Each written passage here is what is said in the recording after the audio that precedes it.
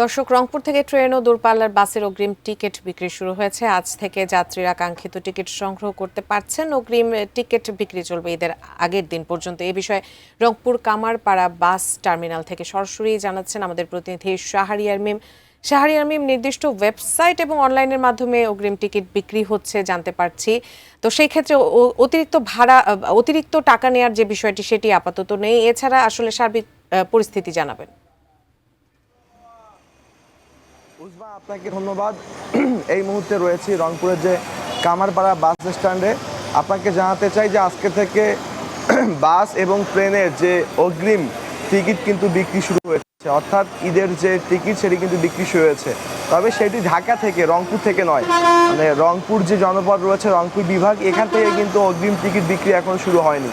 এখন বিভাগীয় শহর ঢাকা থেকে যারা বিভাগীয় নগরী রংপুরের ৮টি জেলা আসতে চায় তারা সেখান থেকে আসতে পারবে, সেই টিকিট কিন্তু এখন কিনতে পারবেন। তবে ঈদে যারা রংপুর বিভাগ থেকে ঢাকা বা চট্টগ্রাম বা রাজশাহী বা অন্যান্য যে বিভাগীয় শহরগুলোতে যেতে চায় সেই টিকিট কিন্তু এখন এখান থেকে বিক্রয় শুরু হয়নি। আমরা এখানকার যারা বাসের যারা টিকিট বিক্রেতা তাদের সাথে কথা বলেছি বিভিন্ন কাউন্টারে, তারা কিন্তু এই সকল তথ্য আমাদেরকে জানিয়েছেন। আরেকটি বিষয় আপনাদেরকে জানাতে চাই যে এবারও কিন্তু বাসের ভাড়া যেন বেশি না নিতে পারে সেজন্য কিন্তু আইনশৃঙ্খলা বাহিনী নির্বাহী ম্যাজিস্ট্রেটের কিন্তু উপস্থিতিতে তারা কিন্তু ভ্রাম্যমাণ আদালত পরিচালনা করবেন বলে কিন্তু বিআরটি এর পক্ষ থেকে আমাদেরকে জানানো হয়েছে। আর ঈদের সময়গুলোতে প্রত্যেকবারই আমরা দেখি টিকিট সিন্ডিকেট তৈরি হয়। এখান কৃত্রিমভাবে এই সিন্ডিকেট তৈরি করে রাখে, টিকিট এখান থেকে কিনে নিয়ে বাইরে বেশি দামে বিক্রি হয়। এবার এমনটা হবে না, এমনটাই কিন্তু বিআরটি এর পক্ষ থেকে বলা হচ্ছে।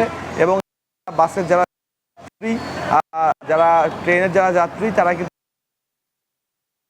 তবে ট্রেনের কোনো টিকিট অফলাইনে পাওয়া যাচ্ছে না বা যাবে না, সব টিকিট অনলাইন থেকেই কিন্তু নিতে হবে। সেই কারণে ট্রেনে তেমন কোনো সমস্যা হবে না এমন তথ্য কিন্তু যাত্রীরা জানিয়েছেন। তবে বাসের টিকিটগুলো অফলাইন অনলাইন দু জায়গা থেকেই কিনতে পাওয়া যাবে। সেই ক্ষেত্রে আসলে এখানে তদারকি দেওয়ার কথা বলা হচ্ছে। তো রংপুর থেকে এই ছিল আমার কাছে সর্বশেষ।